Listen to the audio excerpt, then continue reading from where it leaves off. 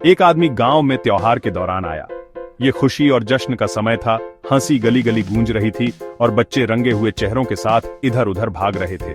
उसने फटा हुआ कोट पहना था और उसकी नजरें इधर उधर घूम रही थीं। वो संदिग्ध लग रहा था। गांव वाले उसकी मौजूदगी से अनजान जश्न मना रहे थे। खुशहाल भीड़ के बीच उसका व्यवहार अलग था। खाने के स्टॉल सड़कों पर लगे थे और संगीत हवा में तैर रहा था। ताजा बने व्यंजनों की खुशबू त्योहार में फैली हुई थी, जिससे सभी के मुंह में पानी आ रहा था। ये इंद्रियों के लिए एक दावत थी। चमकीले रंग, स्वादिष्ट खुशबू और खुशी की आवाजें मिलकर आनंद का माहौल बना रही थी। वह आदमी रंग बिरंगी मिठाइयों से भरे एक स्टॉल पर रुका। उसकी नजरें मिठाइयों पर घूम रही थीं, हर एक पिछले वाले से ज्यादा लुभावनी। उसने एक चमकीले गुलाबी लड्डू की ओर इशारा किया और कर्कश स्वर में कहा, मुझे वो वाला दे दो। स्टॉल वाला हिचकिचाया, क्योंकि उसे उस खास बैच के इतिहास के बारे में पता था। यह उस बैच का आखिरी लड्डू था जिसने दूसरों को बीमार कर दिया था। लेकिन वह आदमी जिद कर रहा था। उसकी आंखें दृढ़ निश्चय से सिकुड़ रही थीं। उसने उसे एक ही बार में निगल लिया, मिठास का आनंद लेते हुए। गांव वाले अपना उत्सव जारी रखे हुए थे, इस बात से बेखबर कि उनके बीच एक संभावित खतरा मंडरा रहा है। उस रात आदमी का पेट मरोड़ा। दर्द ने उसके शरीर को झकझोर कर रख दिया। वह झुक गया, फिर एक आंत फाड़ चीख के साथ वह चला गया, गायब। उसकी जगह एक धुंधली आकृति उभरी। ये वह आदमी था, लेकिन जैसा वे उसे जानते थे वैसा नहीं। वह एक भूत था। उसका चेहरा एक मूक चीख में विकृत था। वह भूखा था, बेहद भूखा। वह गांव की ओर तैरता हुआ गया, दावत की महक से आकर्षित होकर। उसने एक सोते हुए गांव वाले को देखा और उस पर झपट पड़ा। अगले दिन गांव में दहशत फैल गई। सोता हुआ गांव वाला गायब था। उसकी जगह था कुछ और। उसकी आंखें खाली थीं, उसकी त्वचा पीली थी।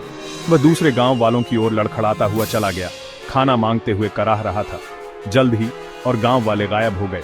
वे जीवित मांस के भूखे बेअक्ल झोंबी बनकर लौट आए। गांव पर हमला हो रहा था, लेकिन किसी ऐसे दुश्मन द्वारा जिसके बारे में उन्हें पता नहीं था। यह खबर क्रैनब्रुक स्कूल पहुंची, जो गांव से कुछ ही दूरी पर था। छात्रों को डर लग गया। भाग 4, निडर 4। क्रैनब्रुक में 4 दोस्तों ने कार्रवाई करने का फैसला किया। वे दोस्तों का कोई साधारण समूह नहीं थे। वे अपने साहस और एकता के लिए जाने जाते थे। वहां रोहित था, जो तेज तर्रार नेता था। उसका तेज दिमाग और निर्णायक स्वभाव उसे समूह का नेतृत्व करने के लिए स्वाभाविक पसंद बनाता था। फिर रानी थी, जो बहादुर और साधन संपन्न थी। वह किसी भी चुनौती का सामना करने के लिए हमेशा तैयार रहती थी, चाहे वह कितनी भी कठिन क्यों न हो। आकाश, टेक विशेषज्ञ, उनके साथ जुड़ गया। गैजेट्स और तकनीक के साथ उसकी विशेषज्ञता अक्सर मुश्किल परिस्थितियों में समूह को बढ़त दिलाती थी। और अंत में प्रिया थी, जिसका प्राचीन विद्या का ज्ञान अमूल्य साबित होगा। उसकी अंतर्दृष्टि अक्सर उन रहस्यों को उजागर करती थी जिनकी दूसरे लोग कल्पना भी नहीं कर सकते थे। वे जानते थे कि उन्हें भूत को रोकना होगा। स्कूल रहस्यमय घटनाओं से ग्रस्त था और इसे समाप्त करना उन पर निर्भर था। प्रिया को एक पुरानी कहानी याद आई। यह एक कहानी थी जो उसकी दादी उसे सुनाया करती थी, जिसमें उनकी वर्तमान दुर्दशा की कुंजी थी। भूत प्रकाश से कमजोर हो जाते हैं, उसने कहा। उसके दोस्त ध्यान से सुन रहे थे, ये जानते हुए कि जानकारी का यह अंश उनकी सफलता हो सकती है और जीवित लोगों पर उनकी पकड़ को उस चीज को नष्ट करके तोड़ा जा सकता है जिसकी उन्हें सबसे ज्यादा लालसा होती है। इस नए ज्ञान के साथ निडर 4 ने अपनी अगली चाल की रणनीति बनाना शुरू कर दिया। भाग 5, प्रकाश अंधकार को नष्ट करता है। इस ज्ञान से लैस निडर 4, जैसा कि वे खुद को कहते थे, हरकत में आ गए। उन्होंने इस पल के लिए शोध और तैयारी में अनगिनत घंटे बिताए थे, ये जानते हुए कि उनके गांव की सुरक्षा उनकी बहादुरी और तेज सोच पर निर्भर करती है। समूह के तकनीकी प्रतिभाशाली आकाश ने स्कूल के मैदान में शक्तिशाली फ्लड लाइट लगाई, जिससे पूरा इलाका चकाचौंध रोशनी में नहा गया। उसने सावधानी पूर्वक सेटअप की योजना बनाई थी, यह सुनिश्चित करते हुए कि यार्ड का हर कोना रोशन हो और ऐसी कोई जगह न बचे जहां अंधेरी ताकतें छिप सकें।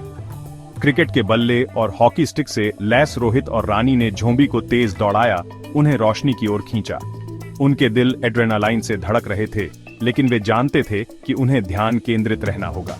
प्रकाश अंधेरे के खिलाफ उनका एकमात्र हथियार था। हंगामे से आकर्षित होकर भूत प्रकट हुआ। उसकी भयानक उपस्थिति ने उनकी रीढ़ की हड्डी में ठंडक भेज दी, लेकिन वे अपनी जगह पर डटे रहे। यह जानते हुए कि उन्हें अपने डर का सामना करना होगा। जैसे ही रोशनी उस पर पड़ी वह चीखा, उसका रूप टिमटिमा रहा था। प्रकाश की शक्तिशाली किरणें उसे कमजोर कर रही थीं, जिससे वह दर्द से पीछे हट रहा था। बच्चों ने महसूस किया कि वे सही रास्ते पर हैं। भूत की अतृप्त भूख को याद करते हुए प्रिया जानती थी कि क्या करना है। उसे अचानक प्रेरणा मिली। उसे वह कहानी याद आई जिससे यह सब शुरू हुआ था। उसने लड्डुओं की एक प्लेट पकड़ी, वही मिठाई जिसने यह सब शुरू किया था, और उसे प्रकाश के बीच में फेंक दिया। शक्तिशाली किरणों के नीचे लड्डू चमक रहे थे, जिससे भूत के लिए एक अथक आकर्षण पैदा हो रहा था। दावत की ओर आकर्षित होकर भूत उसके पास पहुंचा। उसका भूतिया हाथ प्लेट की ओर बढ़ा, एक अतृप्त भूख से प्रेरित होकर जिसे नकारा नहीं जा सकता था। जैसे ही उसने मिठाई को छुआ, एक अंधाधुंध चमक फूट पड़ी। प्रकाश इतना तीव्र था कि वह वास्तविकता के ताने बाने को भेदता हुआ प्रतीत हो रहा था, जिससे शुद्ध विशुद्ध चमक का क्षण पैदा हो रहा था। प्रकाश ने भूत और उसके झोंबी गिरोह को निगल लिया, केवल उनकी चीखों की गूंज छोड़कर। वह अंधेरा जो कभी उनके गांव के लिए खतरा था, एक शांत और शांतिपूर्ण चमक से बदल दिया गया था। निडर चार के साहस और तेज सोच की बदौलत गांव सुरक्षित था। उनके दृढ़ संकल्प और बहादुरी ने दिन बचा लिया था, और आभारी ग्रामीणों ने उन्हें नायक के रूप में सम्मानित किया। उन्होंने अपने डर का सामना किया था और विजयी हुए थे। इस अनुभव ने उन्हें और करीब ला दिया था, एक ऐसा बंधन बनाया जो जीवन भर चलेगा। लेकिन वे जानते थे, कुछ दावतों को न चखना ही बेहतर है। उन्होंने जो सबक सीखा वह अज्ञात के प्रति सावधानी और सम्मान का था। एक याद दिलाता है कि सभी रहस्यों को सुलझाने के लिए नहीं होते हैं।